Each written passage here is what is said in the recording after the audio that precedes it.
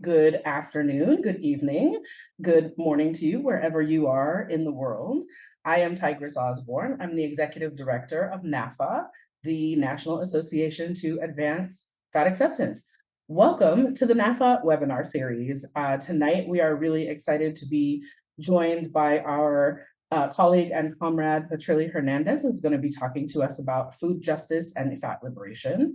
Before we bring on Patrilie for that excellent content, just a couple of notes. For those of you who are with us for the first time, NAAFA has been doing fat rights work since 1969, and we work towards changing perceptions of fat and towards ending size discrimination through education, through advocacy, through community building, through support, through celebrating fat joy, through being together just as we are now. You can learn more about NAAFA on your favorite social media at NAAFA Official or on our website at NAAFA.org. We are joined tonight by two fantastic interpreters from Pro Bono ASL, who we thank for their regular accessibility work with us. And we encourage you to check out and support the accessibility work that they do all over the internet and all over the country. You can find them at probonoasl.com to learn more about their very important work. We'll give you a couple more NAAFA reminders at the end, but let's dig into what we are here for, which is talking to Patrilie. Patrilie Hernandez, she has over 15 years of experience working in the health and nutrition sector, which has shaped their understanding of how the pursuit of quote unquote health seamlessly interacts with the built environment, equity, and social justice. It wasn't until they were diagnosed with an eating disorder in 2017 that they realized how much of their own disordered behaviors and thoughts surrounding food, health, and bodies infiltrated all the aspects of both their personal life and their career.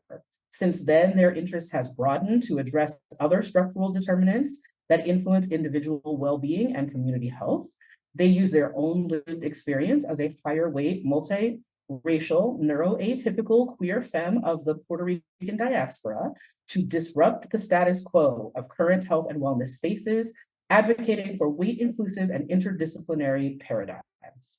Combining their academic background in culinary arts, social science, nonprofit management, public health, and nutrition, Patrilie partners with providers and organizations to integrate multidimensional frameworks and strategies that improve the health and well-being of historically marginalized communities. You can follow Patrilie at _bodylib_advocate. And Patrilie Hernandez, welcome to the NAAFA Webinar Series. Thank you so much for that warm and thorough introduction and for taking time to set the space for us today. I really look forward to our conversation. I know this has been a long time in the making. Absolutely. Before we get into your origin story and how you came to be at this intersection of fat lib and food justice, will you talk to us just a little bit about what food justice is and what beginners need to know if they're just entering this conversation around food justice? Absolutely. So a few things, right? In terms of the fundamental belief behind food justice, it basically means that access to nourishing food is a human right, right? Similar to how access to clean air or clean water or housing and healthcare should be part of a person's basic needs, right?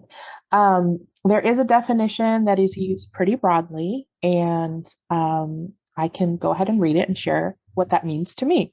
So it says, food justice seeks to ensure that the benefits and risks of where, what, and how food is grown, how it's produced, how it's transported, how it's distributed, how it's accessed and eaten, how all those things are shared fairly. So for me, basically that means is that dignity, sustainability, and equity are essential part of every aspect of the food system. The food system's pretty complex, right? And that could range from how food is grown, how it is made, how it's transported, distributed, who does all of the work to do this, the conditions under which they work, as well as what communities have access to and who gets to decide how best to nourish themselves. So that's how I think food justice tries to address all of those things.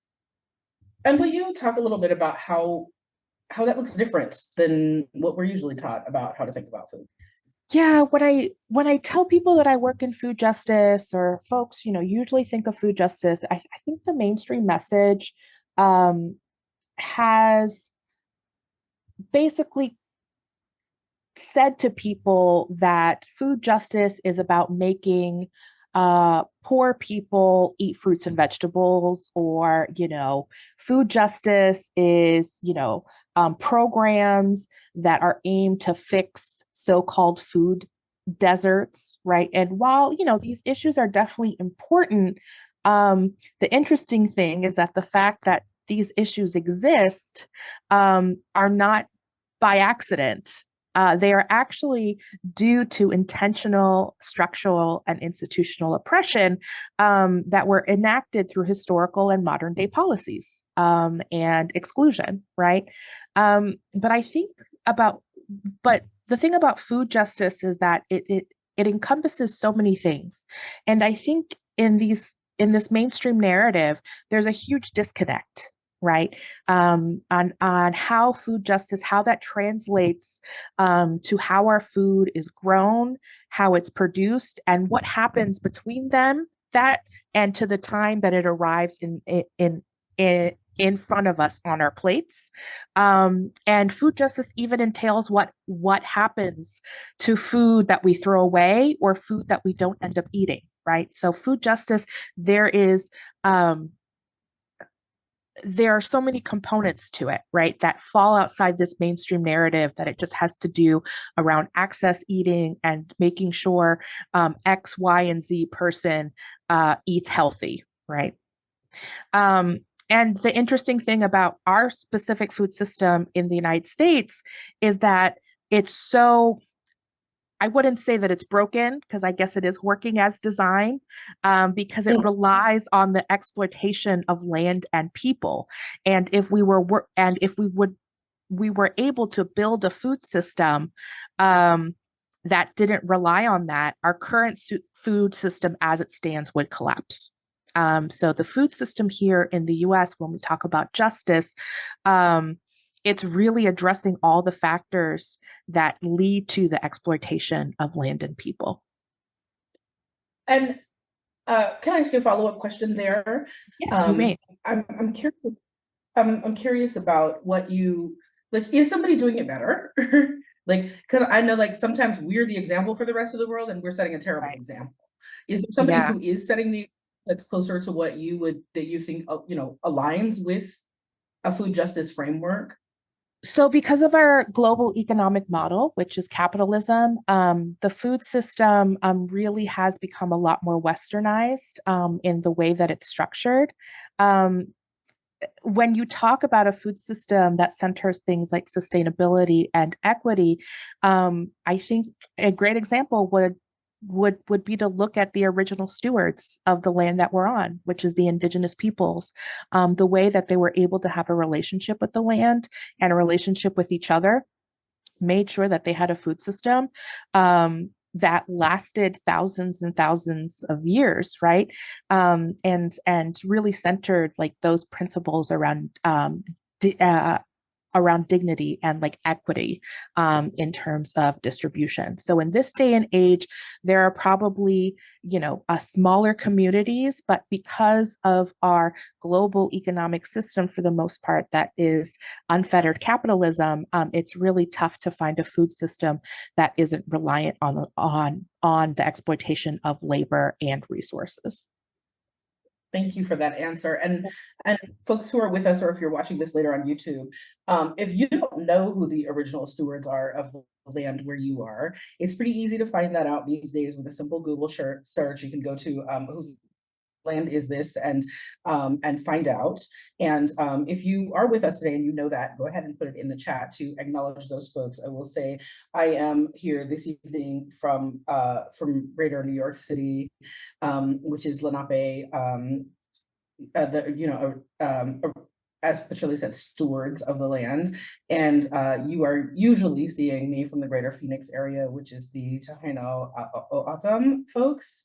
And Patrilie, if you would like to, we'd certainly love to hear Yeah, from where you are. absolutely. I always love sharing about the land in which I have the privilege and honor to reside and to organize and grow food on and all these things. And that's the ancestral Nacashank land.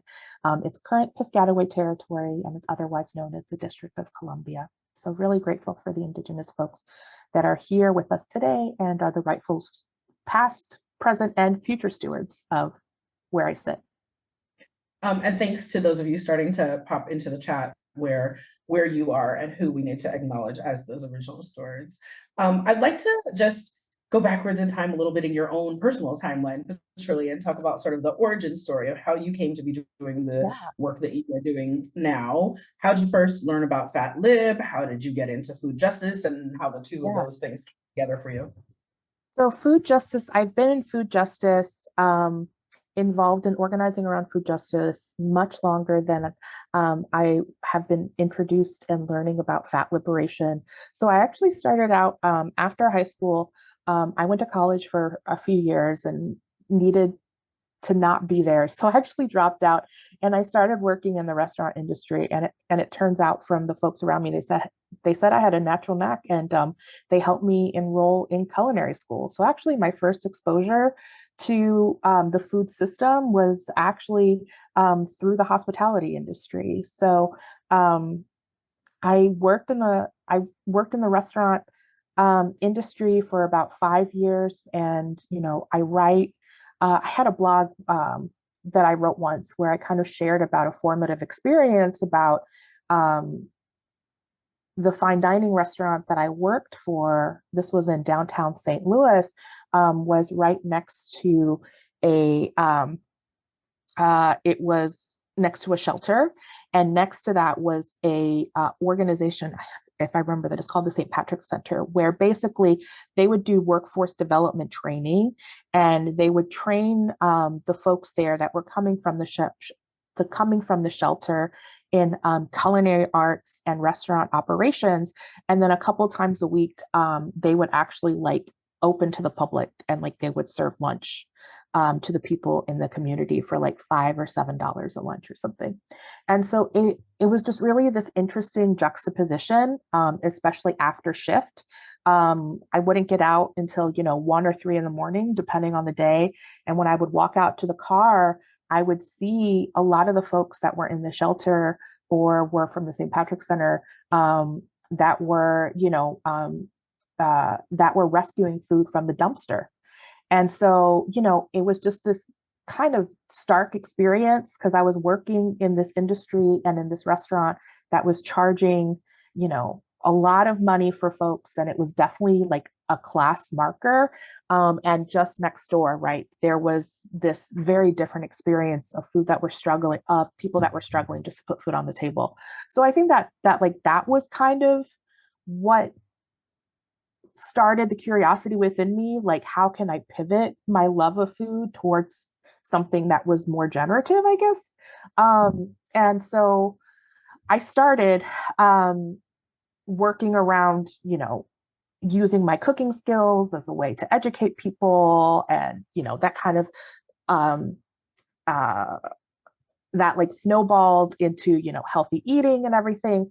The thing is that I ended up working in the public health and nutrition space, and I've struggled with disordered eating and eating disorders my entire life. And the public health and nutrition space was a very easy space to hide my eating disorder. It So sounds like a really triggering place to be living with an eating disorder too, though. yes, yes. And also I could also draw parallels to how working in the restaurant industry is a different sort of triggers. But anyway, Mm. so I worked in basically um kind of the public health, nutrition, food access space from a really disordered set of beliefs. I was perpetuating and promoting a lot of really messed up ideas about food, health, and bodies. So I was diagnosed with an eating disorder, though, in 2017, where, I I had the privilege to get a formal diagnosis in my 30s. But obviously, entering outpatient treatment, I quickly found out that there weren't anybody there that looked like me that was in treatment, much less had a similar lived experience. So being in treatment actually sparked, because I've always been really scrappy and resourceful, as most women of color are. And so thinking about how I could, right, like what else was out there in terms of like recovery, healing, etc. So I came across this concept of body liberation and knew about it because body positivity was pretty popular in the 2010s on Instagram. And but when I learned about body liberation, there was something about it that I kind of stuck with me, and I think it was the liberation piece. And it kind of like sparked my curiosity to learn about other kind of liberatory frameworks in this space. So fat liberation came up, and this was about 6 years ago. Um, and as I deepened my understanding about around fat liberated politics, I see that it really is intertwined with justice, right? And I think for me, when I think of fat liberation now, which is interesting because I hesitate to call myself a fat liberationist. I feel like I feel like especially right, like when I'm like standing next to you, Tigress, like I feel like I haven't earned that title, so I have to. So I feel like I have to do a lot more work to be able to not claim that. But I have so much honor and respect for the work that people do around fat liberation, and I've come to understand it as kind of two things, right? The first is like the journey um towards busting open, dismantling oppressive systems that keep um, people living in the highest weight, like the fattest bodies, from fully thriving and being able to participate in a society, right? So that's the first part. The second part really is more active, like it's the process of like rebuilding. What does it mean to like rebuild, reclaim, develop policies, practices that center the dignity and respect of all fat people? So that's kind of where I approach it, especially from the policy space um, and the food justice space. Is that how can we rebuild? How can we reclaim this notion that fat people are deserving of dignity and respect? And that's how we should be approaching all sorts of decisions around policymaking and like developing practices.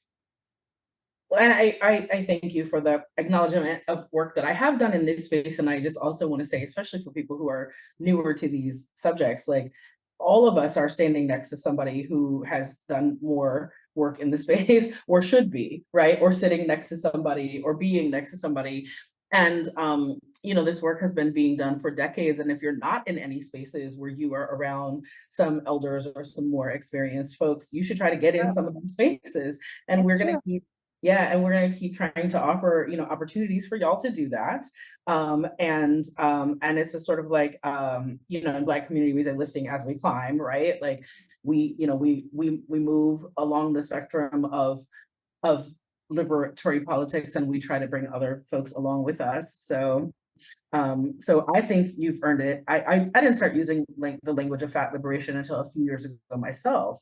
I entered this space through nightlife. I used to run a plus size hip hop party. Like I didn't enter the space directly through what we recognize as politics or scholarship or any of that stuff. And so I had some of those same feelings too. And I think lots of us have those same feelings. But I'm going to say to all of you out there that, if you believe in the general principle that fat bodies deserve respect, then you can call yourself a fat liberationist as long as you're like doing the work to create that kind of world. That's what I think.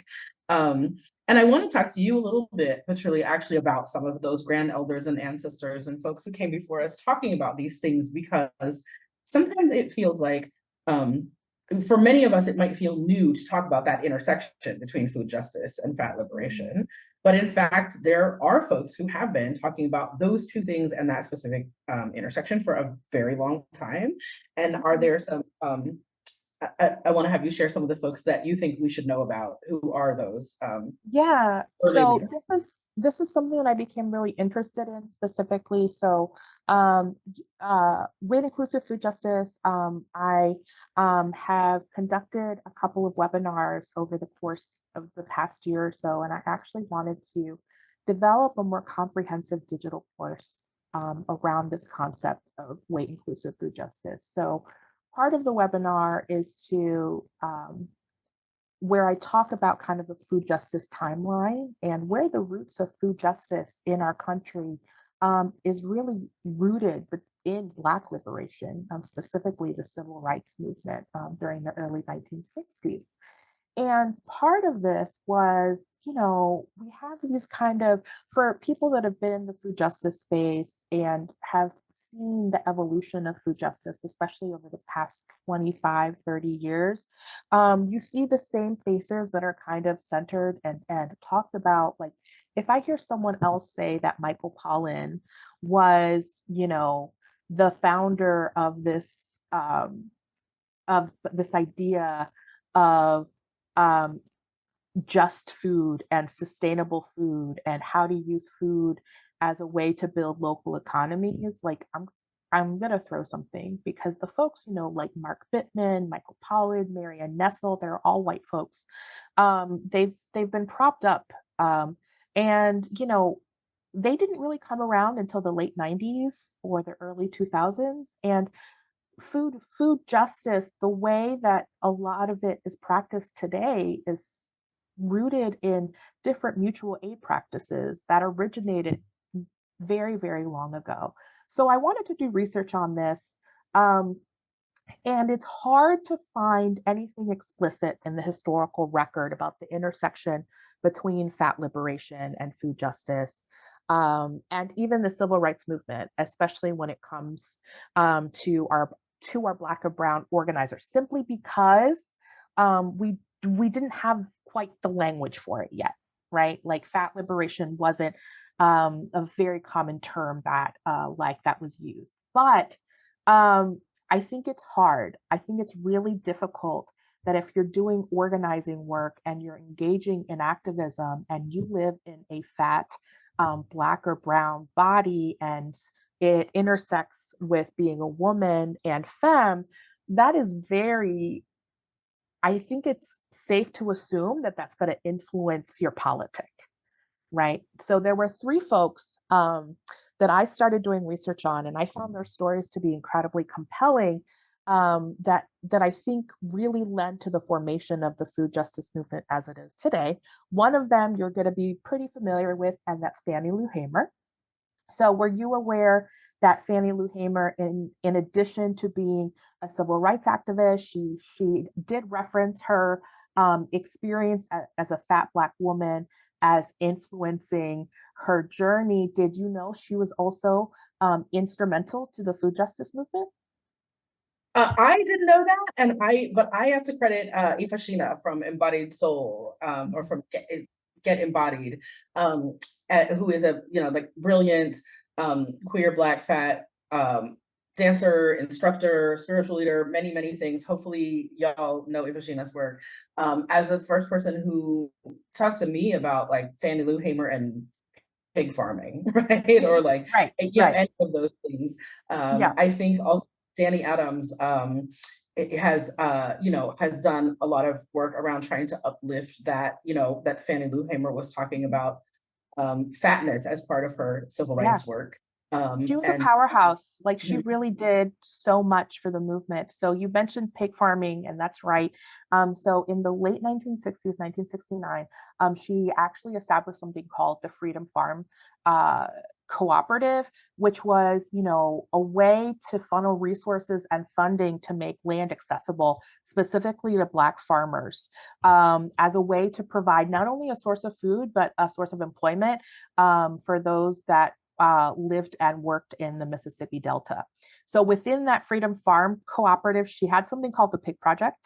And so basically, what that did is that it used an approach very similar to Heifer International, where families would be gifted a piglet to raise, and they'd be able to breed it and use it as a source of income.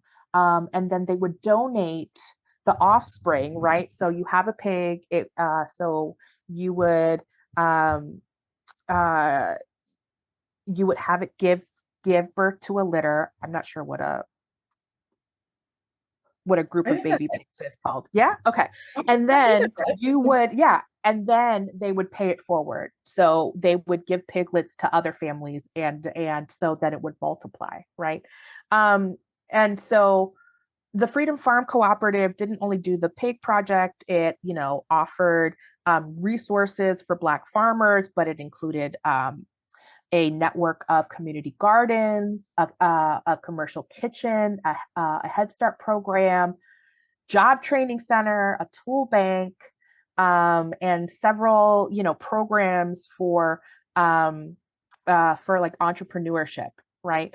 And so she really took this notion around food as a way to build community and the way that it overlaps with so many other sectors, um, like specifically around job creation, around um, as as a way to multiply resources.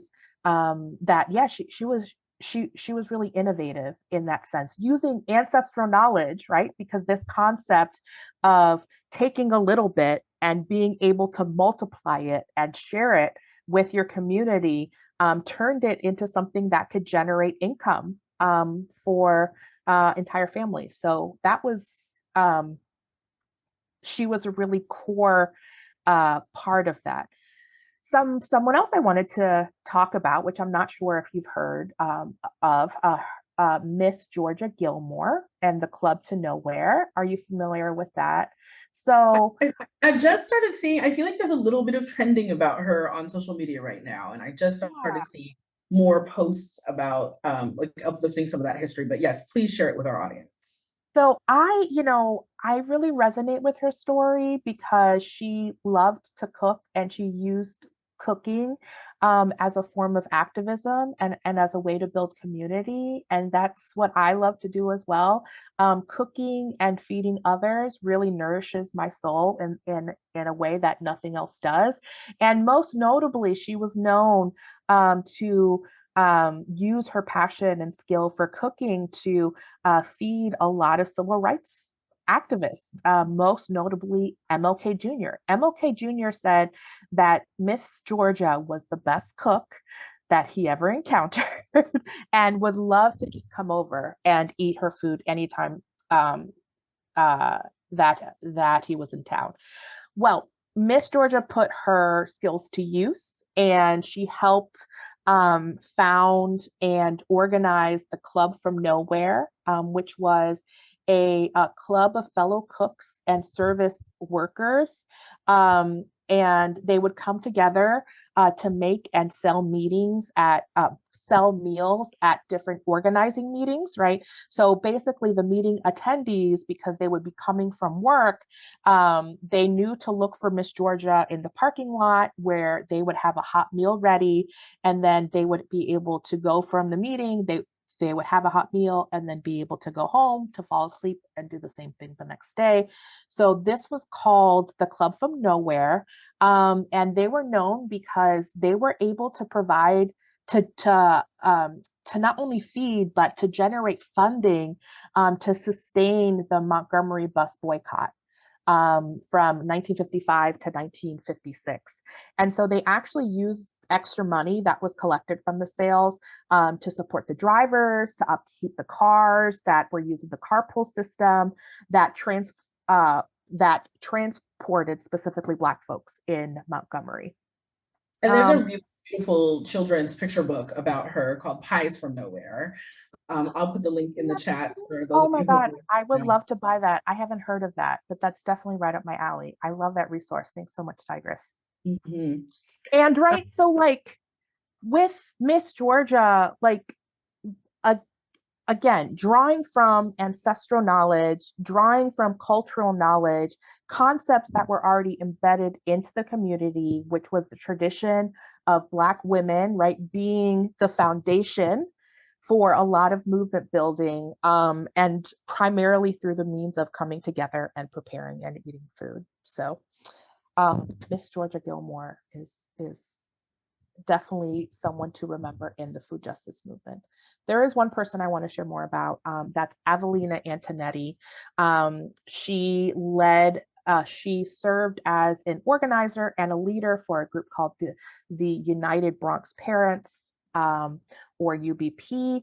And basically, people in the community came to her because they were concerned about the quality of school meals in the South Bronx. And so Evelina and her group, they found that this was something that they could speak a lot of because they knew the importance of kids having access to nourishing and tasty food.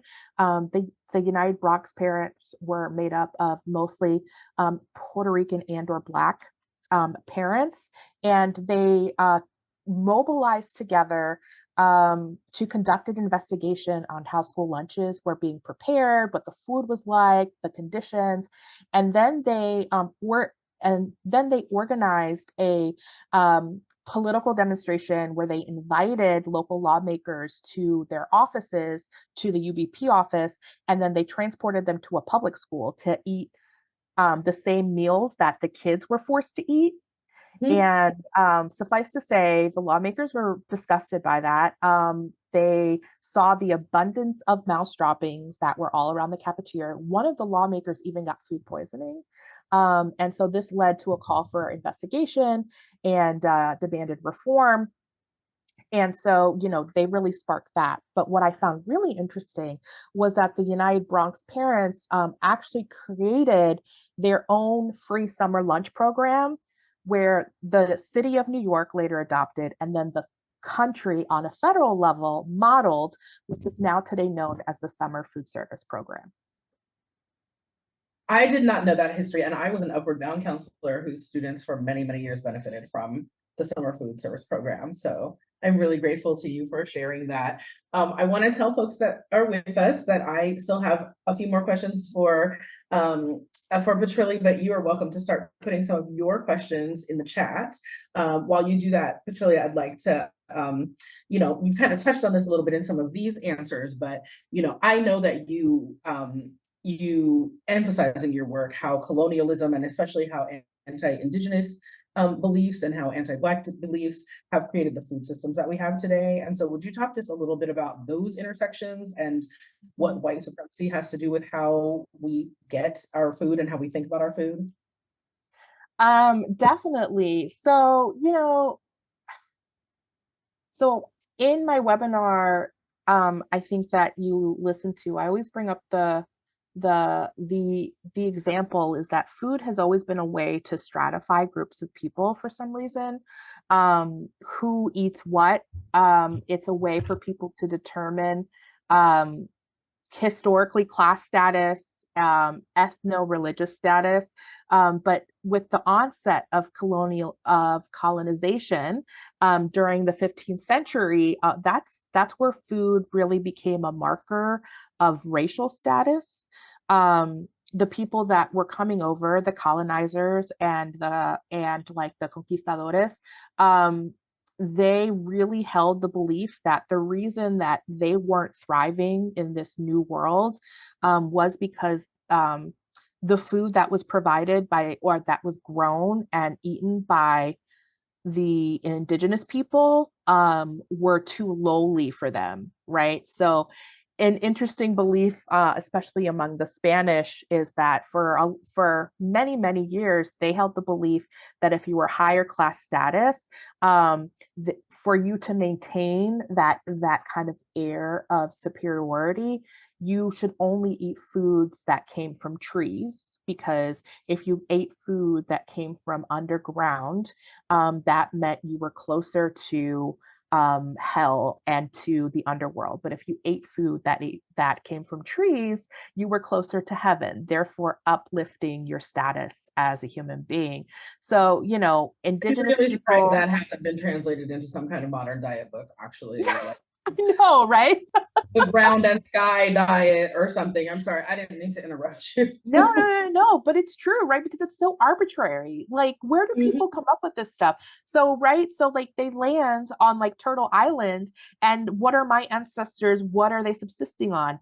Yucca, potatoes, corn, right? Like a lot of things that grow on underground, peanuts. So like they were like, oh, this is the reason that they're savages because they eat food that is close to the ground. So right, so we see different iterations of that that even play out today. Food and the types of food people eat definitely as a marker of status.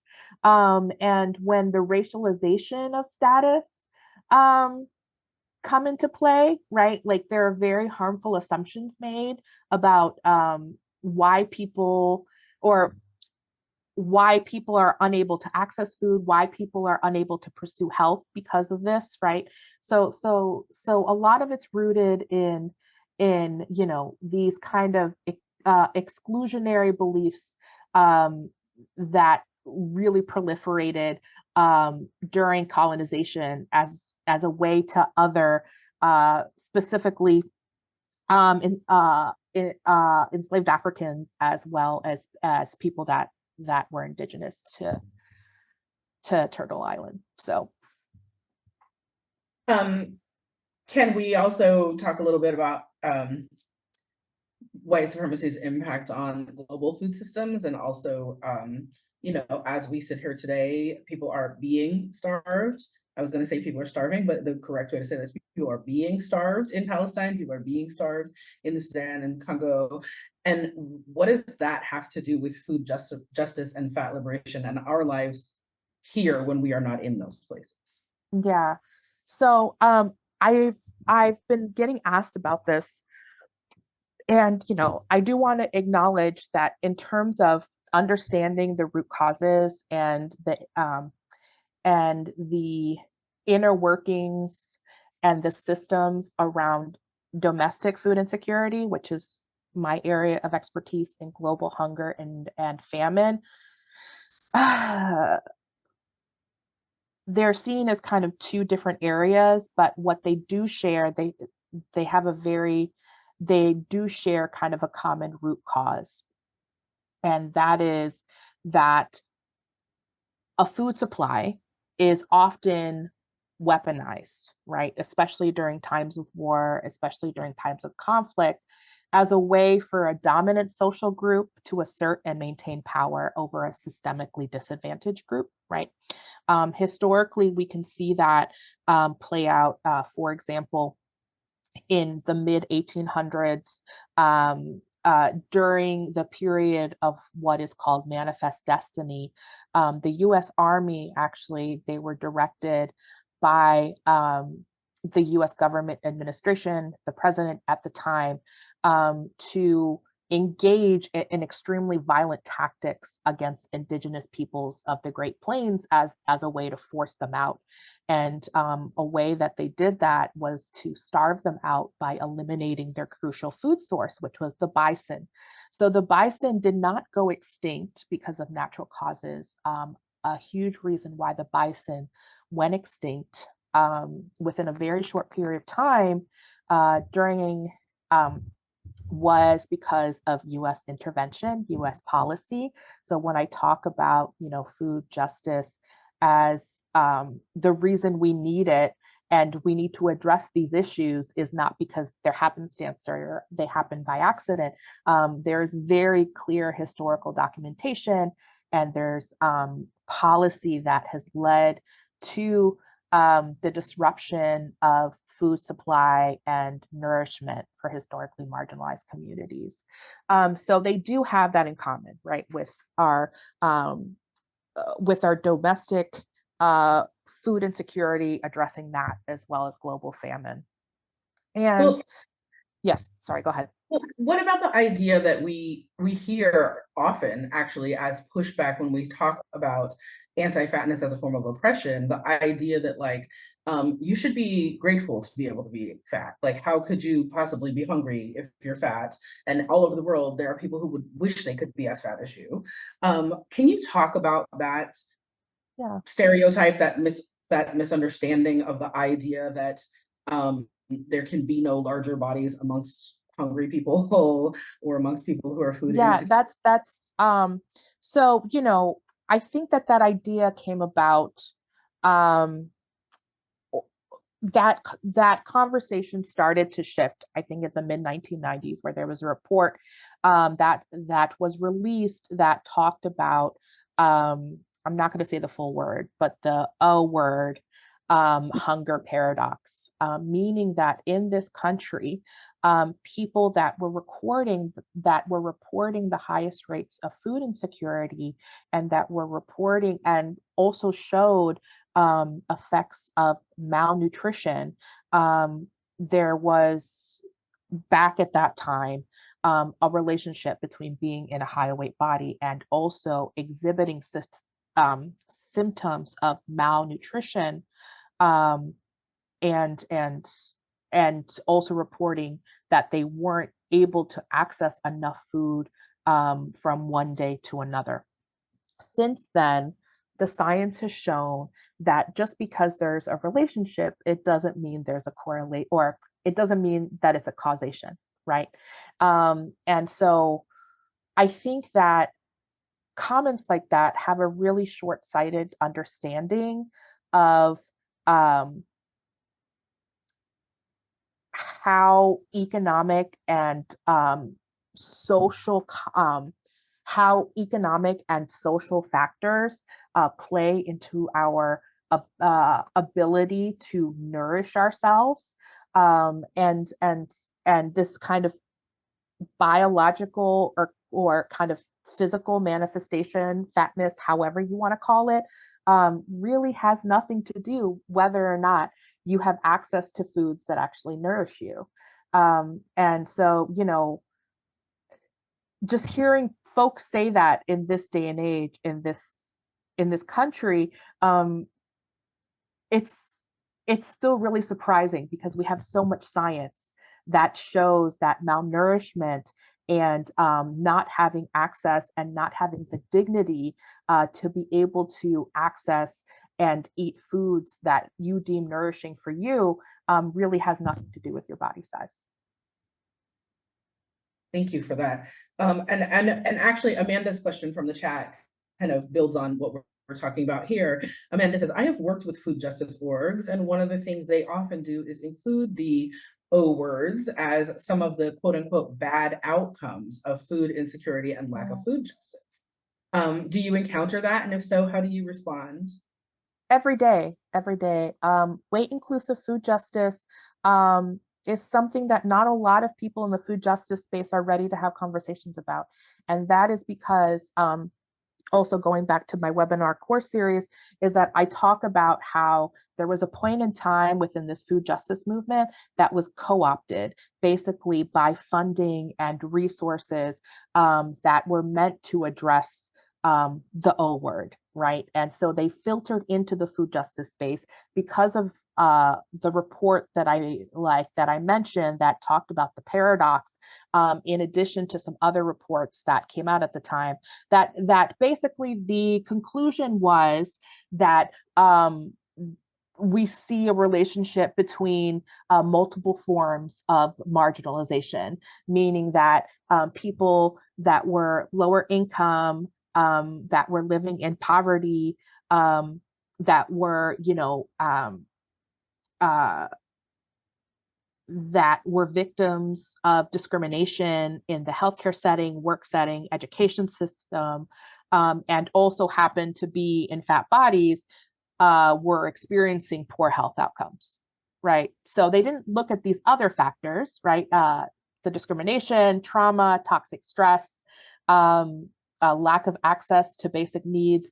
They just kind of drew the conclusion that it's because people, the types of food people are eating, if they are food insecure, is leading them to be of a certain body size. So there was a very specific point in time where these two things merged, and now all we hear about in food justice spaces, in that we have to work towards food justice because we need to make people's bodies smaller. And so there is a point in time where that narrative shifted. Um, where I am now when I hear that is that this is something that I find interesting, because when we use a weight-centric paradigm to measure the success of food justice or food access initiatives, we're set up to fail, right? Why? Because we're not measuring the right thing. What does it mean to achieve food justice, right? That means people are fed. That means people have the dignity restored that they need to be able to access food that nourishes them. But food justice doesn't seem to want to measure that, right? So like they just keep, I don't know what other um metaphor to use, like they're beating like a dead horse, because they're saying that, oh, we're not successful because people are not getting smaller, so therefore let's just keep dumping money into the same thing over and over, expecting different results. But I'm like, what if the results you're looking for It's isn't not that. is is not that, right? Yeah. So yeah, so that's kind of where I am. That's Yeah. kind of a long-winded answer, but that sums up my frustration right now. Yeah, and I do want to give a shout out to the Hampshire County Food Council, which is doing some great work around building education in their that is in Western Massachusetts. And there are some other food councils and other food groups, in other places in the country who are doing this. But I've done a lot of dialogue with them about what they are trying to do with their weight inclusive food circle, and this like learning more about this. And like shout out to all the to all of the health and wellness professionals and all of the food justice advocates and policy folks who actually are trying to take that weight inclusive approach. I want to ask this last question from the chat before we get your final thoughts, because I've actually heard you talk about this some, and I think this is another one that will fire you up a little bit. Katie wants to know, what are some of the ways that we can help counter narratives within Western diet culture that loft certain foods as being good while criticizing other foods as being bad or unhealthy?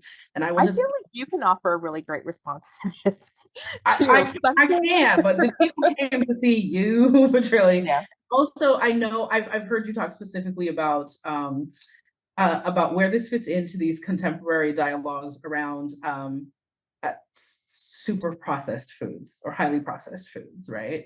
That I know you have thoughts on this. They want to hear your thoughts, not mine. Yeah. Um, so, oh gosh, and we only have a few minutes to unpack this question.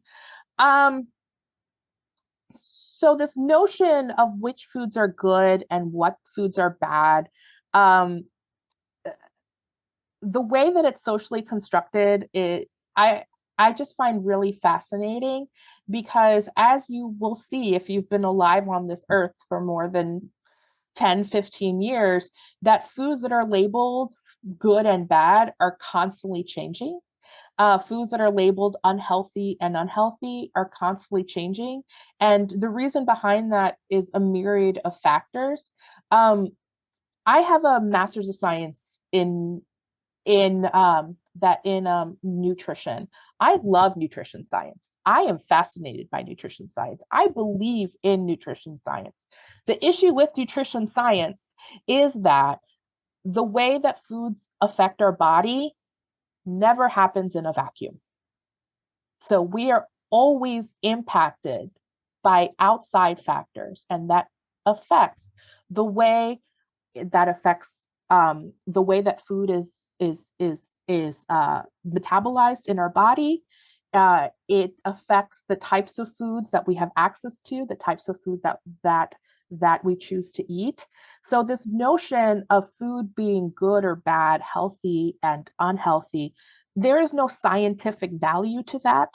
That is based on what society morally deems a certain food, right?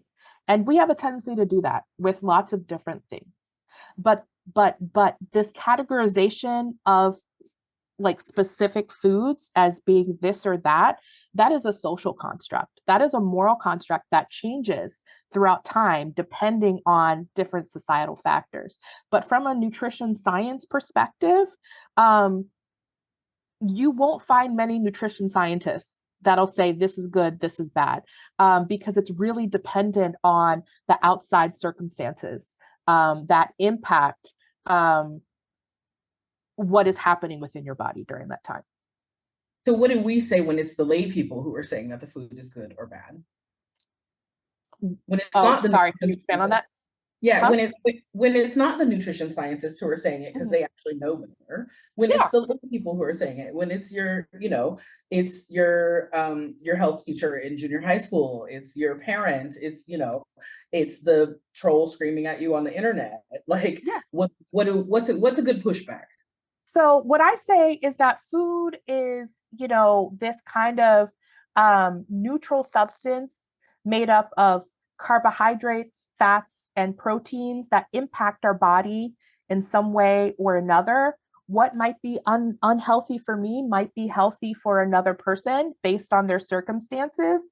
So just having blanket statements that this is not good for everybody, that just simply isn't true because the food, our eating, the choices we make are impacted by so many different things. Absolutely. Well, as you noted earlier, we only had a certain amount of time to talk about these things. And Yeah. so these are in some ways very simple concepts, like you just said, like just stop doing that, like just stop making the food good or bad, or like just think about how the food system works. So like there are some simple things we could get at, but then the answers get more and more complex as we look at more of Yeah. our nuance. I mean, I'm a And social scientist, so I know that none of that is simple. mhm. Exactly. Yeah, exactly. And I used to, when I was a teacher, my students would ask me some question and hoping for a simple answer. And I would say, well, yes and no, and then explain the yes and no and everything in between. And so thank you for giving us a taste of some of these things for this evening. And I want to give you the chance to tell people a little bit more about the curriculum that you've developed so that if they are someone who wants to do a deeper dive, to sign up for some of your workshops or your classes, or to hire you to work with their organizations, like what should we know about what you offer and how folks can access it? Yeah, so as I mentioned, I have a background in social science, but I also have many years working as an educator for adult learners. So, I've been, Embody Lib has been in existence for 6 years. And I have been able to work with a lot of different organizations and different clients around developing learning experiences on a variety of topics, including weight inclusive food justice, and how to really look at social determinants of health when trying to address health and well-being. And so, people have been asking me for years, like, what if I don't belong to this organization, or what if I don't have access to this? So I developed the Body Liberation Learning Portal, where I have created digital courses on a variety of subjects, including weight inclusive food justice, that providers and professionals can access. You can get CEUs, and you can put learning into your own hands. You don't have to wait until your organization offers it. But if you would like to bring this to your organization, and learn as a team, I also do a lot of that work too, and I love it. How do people reach out to you? Yeah, so the easiest way, I have a website. So www.embody, EMBODY, lib, LIB, it's all one word, .com. And there you can contact me. You can learn about my framework, about future events I have going on, my blog, etc. So that's kind of a one-stop shop for everything. Thank you so much for that. And is there anything we didn't ask you about this evening that you wish we had asked you? Was thinking about this question, and I just think that we were able to cover a good amount. This is something I could talk about, as you could probably tell, for a long time. I think, right, what I would love to see, and that's the work that you're doing, Tigress, that's the work that NAAFA is doing, is that how do we use this social identity around weight and body size as part of our efforts around inclusivity. Around inclusion and equity. I do a lot of work in like the Jedi space, which is justice, equity, diversity, and inclusion. And like body size, weight, that's just something that's overlooked so often. And so I just want folks to be really intentional about looking at all the dimensions of diversity, of like marginalized social identities, especially when developing uh, policies, practices, processes on the organizational level, but also on a broader level when it comes to state and federal policy. Um, Thank you for all of this. I look forward to, continuing to learn from you about all of these things. And I hope other folks will reach out to you, continue to learn from you. And if you are in Western Massachusetts, the Hampshire County Food Council does have a group that meets twice a month that is a weight inclusive, group that is, learning how to do food justice through a weight inclusive lens. Please reach out to those folks and get involved with their work if you are there, or contact your own local food council or other food groups and see how you can help them bring more weight inclusion into their work where you are.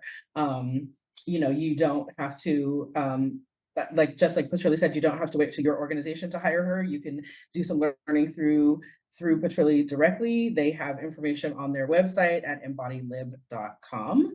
And I want to thank David and Marbella once again for interpreting for us this evening, and thank our colleagues at Pro Bono ASL for always showing up for us to bring this important accessibility to our live events and to our YouTube videos, so folks can check them out later.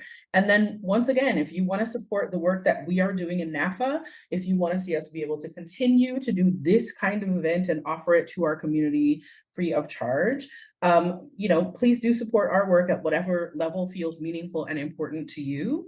Right now in May, we have a donor match campaign going on where a very generous donor has offered us $100 per person for everyone who becomes a monthly giver, becomes a member of our NAAFA pod, Passionate Ongoing Donors group. And so if you can become a member of the pod, we'd love to have you join us. Or if you want to make a one-time gift, you can do all of those things at naafa.org. And we will see you. We have a couple of great webinars coming up that we're still nailing down the dates on, so I'll just tease you there. Sign up for our newsletter to get that information, or follow us on your favorite social media at NAAFA Official. Thanks for being with us this evening. Take care, everyone.